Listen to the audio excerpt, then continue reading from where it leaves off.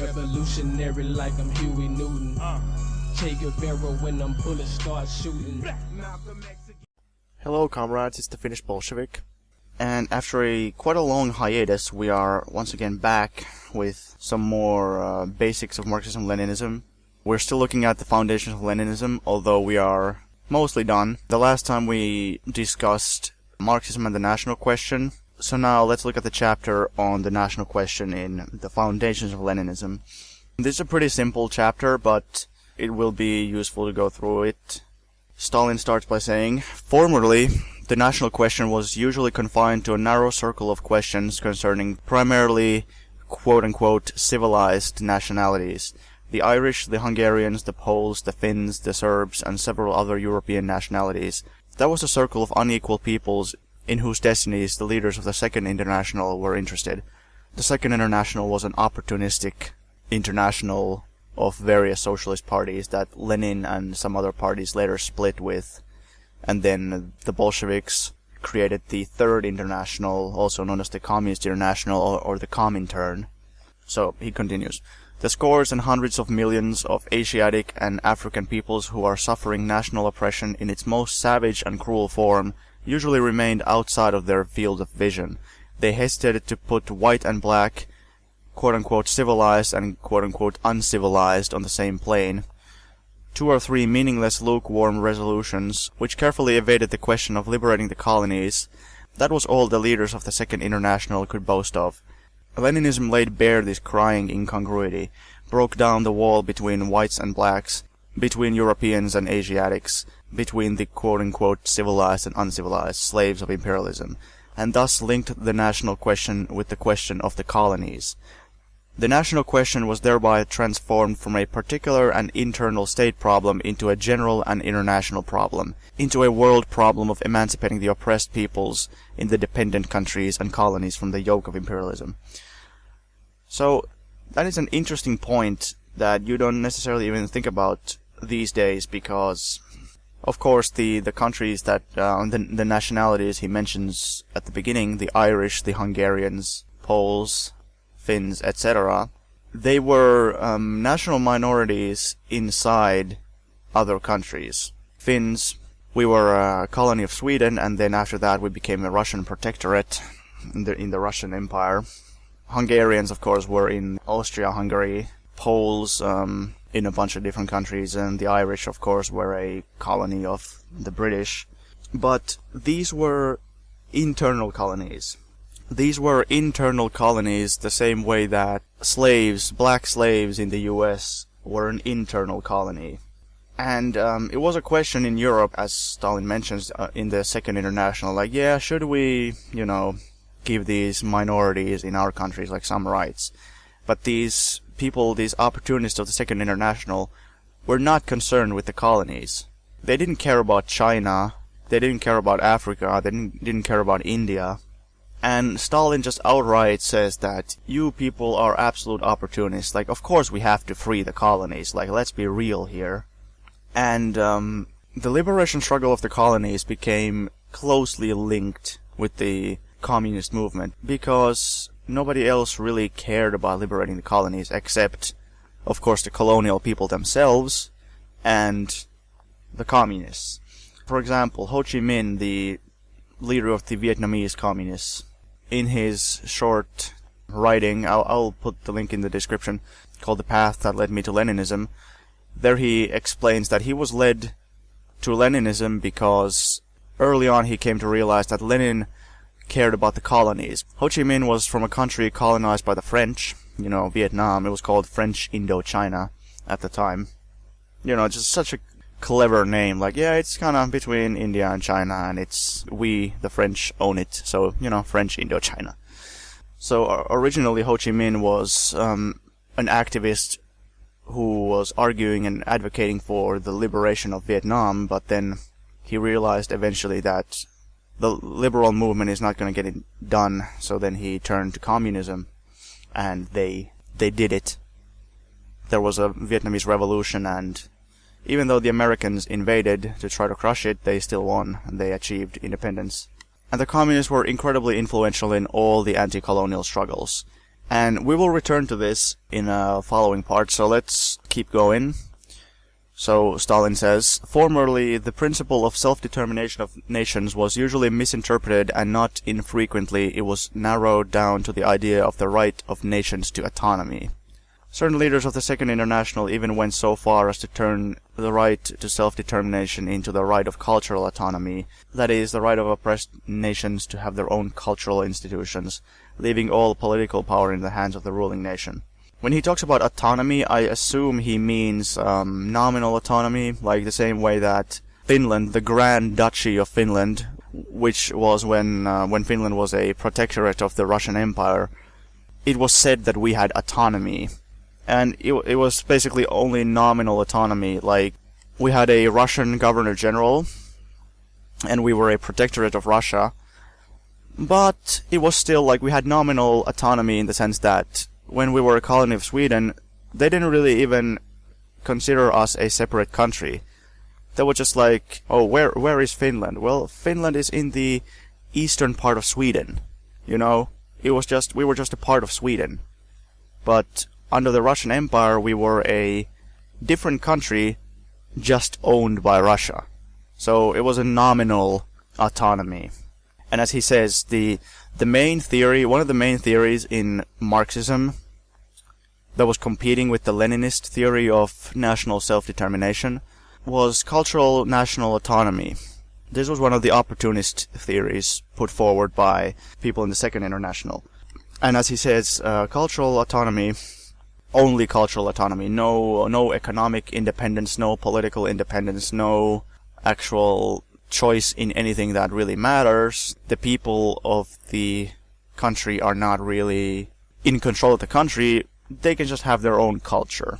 They're not forced to speak a different language. They can speak their own language. And they're not forced to convert to a different religion. They can have their own religion. But can't actually have independence. That would be too much. Like that's what the theory of cultural national autonomy meant. And both of those things, like nominal autonomy and cultural autonomy, those are not at all dissimilar to modern neocolonialism. In neocolonialism, take some African country. Okay, they're not outright declared to be owned by somebody else. Like the British can't say that we actually own this country and it belongs to us. They say, no, this country, it's independent. They have their own politicians and they can have their own culture, and we don't control them anymore. But the British and other Western corporations actually totally own the economy of that country. The country is in massive debt to the West. If they don't obey the West, then the West will promptly say that we will crush you, and typically even have a neo-colonial puppet, so like a leader of the country who is favorable towards the West, and says, yeah, like, you help me stay in power, I will let Western corporations come in and exploit all the cheap labor, natural resources, and you can pollute the environment all you want, and you can exploit the people all you want, and you can take over our national markets and, like, oust all our national economy and businesses, so that the Western businesses will control everything. That is neocolonialism. Okay, he goes on. He says, formerly the question of the oppressed nations was usually regarded as purely a juridical question. Solemn proclamations about national equality of rights, innumerable declarations about the equality of nations, that was a stock and trade of the parties of the Second International, which glossed over the fact that equality of nations under imperialism, where one group of nations, a minority, lives by exploiting another group of nations, is sheer mockery of the oppressed nations. Now we can say that this bourgeois juridical point of view of the national question has been exposed. Leninism brought the national question down from the lofty heights of high-sounding declarations to solid ground, and declared that pronouncements about the quote-unquote equality of nations, not backed by direct support of the proletarian parties for the liberation struggle of the oppressed nations, are meaningless and false. In this way, the question of the oppressed nations became one of supporting the oppressed nations, of rendering real and continuous assistance to them in their struggle against imperialism, for real equality of nations, for their independent existence as states. So it's really all there. They need to be actually independent. And like he says, there's no point in making these high-sounding declarations. No, you need, like, real-life, concrete things. And as he very clearly states here, it is an absolute duty of a communist to support anti-imperialism and the rights of oppressed nationalities, which is not something the Second International was really doing. And, to reiterate, he says, the system of imperialism is where one group of nations, a minority, lives by exploiting another group of nations. Why are third world countries so poor? Why is Africa so poor? Why is India so poor?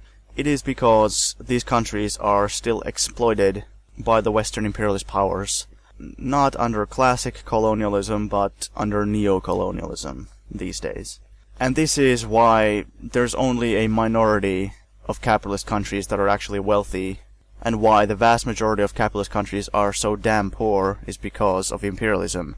Under capitalism, it is possible to sustain a small handful of wealthy capitalist countries by stealing value and stealing resources from the vast majority of capitalist countries. So when people say that capitalist countries had better standards of living than socialist countries, really they're only talking about a small handful of capitalist countries. They're talking about the imperialist countries. They're talking about United States, Great Britain, France. They're not talking about Ethiopia. They're not talking about Mexico. They're not talking about Sri Lanka or Bangladesh or India. Really, they're not talking about most of the places on this planet.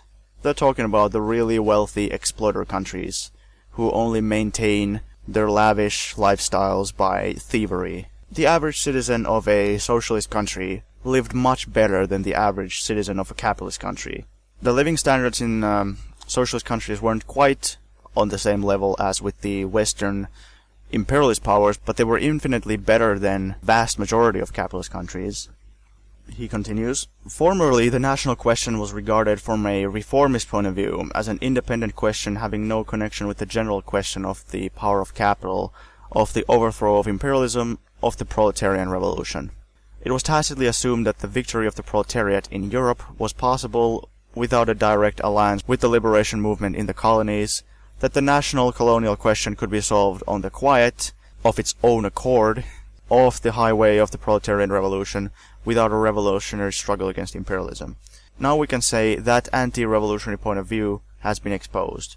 Leninism has proved, and the imperialist war and the revolution in Russia has confirmed, that the national question can be solved only in a connection with and on the basis of the proletarian revolution, and that the road to victory of the revolution in the West lies through the revolutionary alliance with the liberation movement of the colonies and dependent countries against imperialism. The national question is part of the general question of the proletarian revolution, a part of the question of the dictatorship of the proletariat.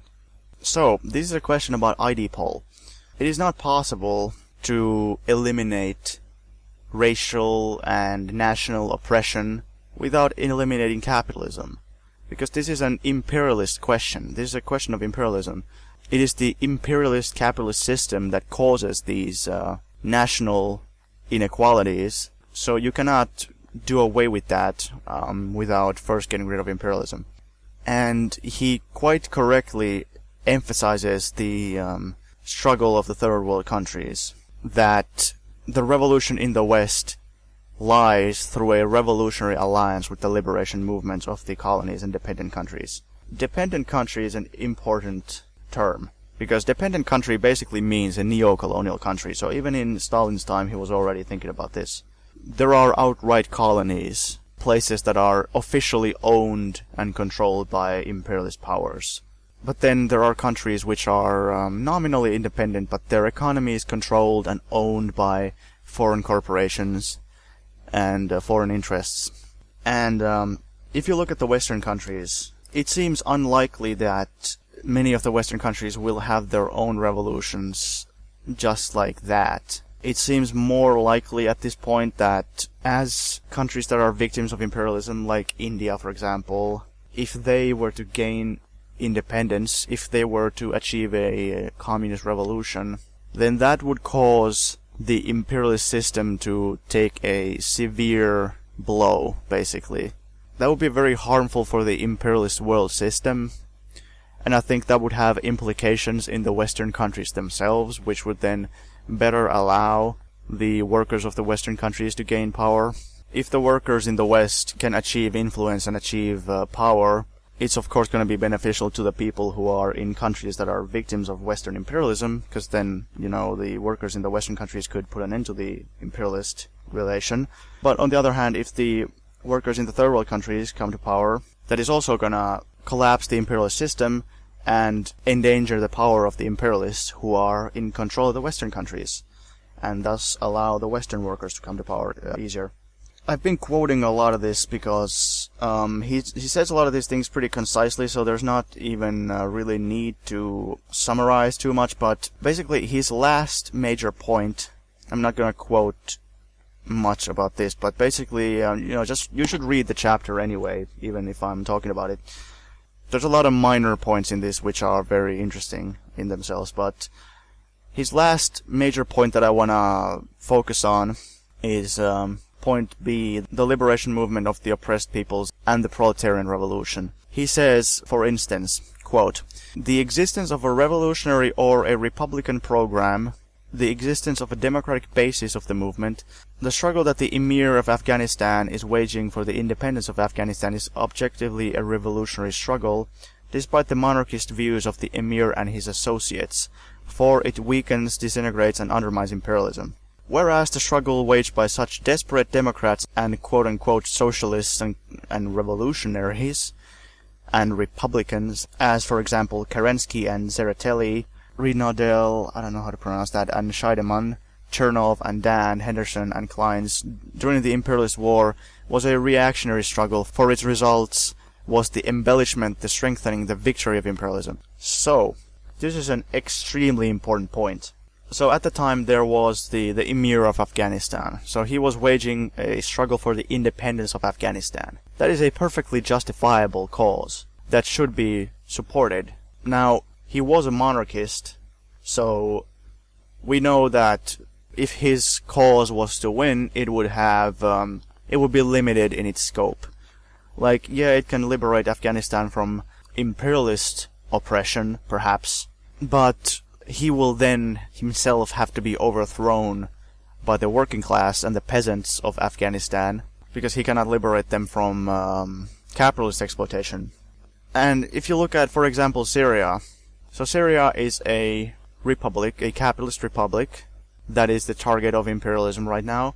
If Syria was to become a neo-colonial puppet of the West, would that benefit the Syrian people somehow? No. It wouldn't. It would actually be very harmful to the Syrian people. So all these people who claim to be socialists and claim to be leftists, who are spouting anti-Assad rhetoric and saying how, Assad needs to be overthrown, they are advocating for imperialism. They're advocating for Syria to become a neo-colonial puppet of the Western imperialists. Assad is a capitalist. He needs to be overthrown when the imperialists are first gotten rid of. But if you overthrow him now, what's going to happen? Well, the West will take over. The struggle for the independence of Syria and the protection of Syria's independence is a good cause worthy of our support. We just have to remember that Assad is a capitalist, so there's limitations to what he can do for the Syrian people. But certainly the people who want to oust him are far, far worse. Okay. He gives a couple of other good examples. He says that, quote, "For the same reason, the struggle that of the Egyptian merchants and bourgeois intellectuals are waging for the independence of Egypt is objectively a revolutionary struggle, despite the bourgeois origins and bourgeois title of the leaders of the Egyptian national movement. Whereas the struggle that of the British Labour government is waging to preserve Egypt's dependent position is for the same reason a reactionary struggle, despite the proletarian origin and the proletarian title of the members of the government, despite the fact that they are for socialism, because, they claim to be socialists." So, Kerensky, Tsereteli, the British Labour government, they claim to be socialist. Same with all these Trotskyists and these anarchists and these left communists who say that they are socialists, but they call for the ousting of independent governments in third world countries by foreign imperialist powers and their puppets in the countries. They're helping imperialism. Just because they say that they are leftists doesn't change that. If the people of Syria want to overthrow Assad, that is their business. And yeah, we should support them in that if they want to establish a socialist republic, oust the capitalist president. That is fine, but the people who are actually fighting Assad in Syria right now, the FSA and ISIS, are terrorists and puppets of the West. And if the US army is fighting on the same side as you and helping you to oust a third world country's president, you're probably doing something seriously wrong. And that brings us to the question of Rojava. Basically, I'm hearing from a bunch of people that they have all these fancy things. They have these local democratic organs, which sounds fine, you know. And they say that they have co-ops and such. Which, again, that sounds fine, but I haven't seen any actual, really concrete proof of how socialist they are. Like, they have co-ops, yeah, so they have some socialistic tendencies, but they also have private property. So it's an interesting experiment. I'm curious to see how it develops. They're not socialist yet, but you might say that they're going through a transition period, which seems like a fair argument. So, you know, as time goes on, we will see more clearly what exactly is happening, if they can make a socialist transformation happen.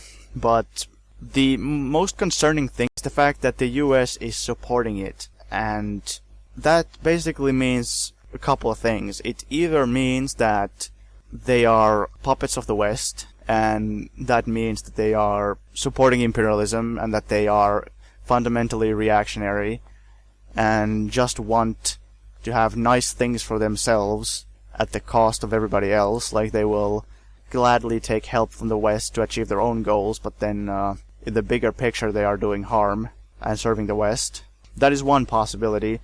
The other possibility, which I think is perhaps more likely, is that the West is helping them, and as a result the West tries to make them into a puppet. That they are not yet a total puppet of the West, but the West tries to make them into one. That seems the most likely. Some of the defenders will say that surely the West doesn't like them. Well, the West doesn't have to like them. The West gave funds and weapons to Pol Pot. Like, do you really think that they liked him? No. They gave funds and weapons to Pol Pot because he was trying to fight against the Vietnamese and the Soviets. He was doing the imperialist work for them. The imperialists didn't care that he thought himself some kind of socialist. They were just like, oh yeah, he's a guy who fights the Soviets and fights the Vietnamese, like, let's give him money. Heck, if Pol Pot had come to power again and ousted the Vietnamese, whatnot, and the people supported by the Vietnamese in Cambodia, the West probably, like, if they had failed to make a deal with him, then they probably would have ousted him themselves to make room for more capitalist leader. Same goes for the Kurds. The West will try to use them for their own imperialist goals. Once they have done their job as helpers of imperialism, then the West will probably try to oust them if it turns out that they are too anti-capitalist for the West's liking. But I think it's concerning that a lot of the anarchists and people like that are minimizing this. They're trying to dismiss this as something that's not happening. The West has set up air bases in areas controlled by the Kurds. The West is training Kurdish units.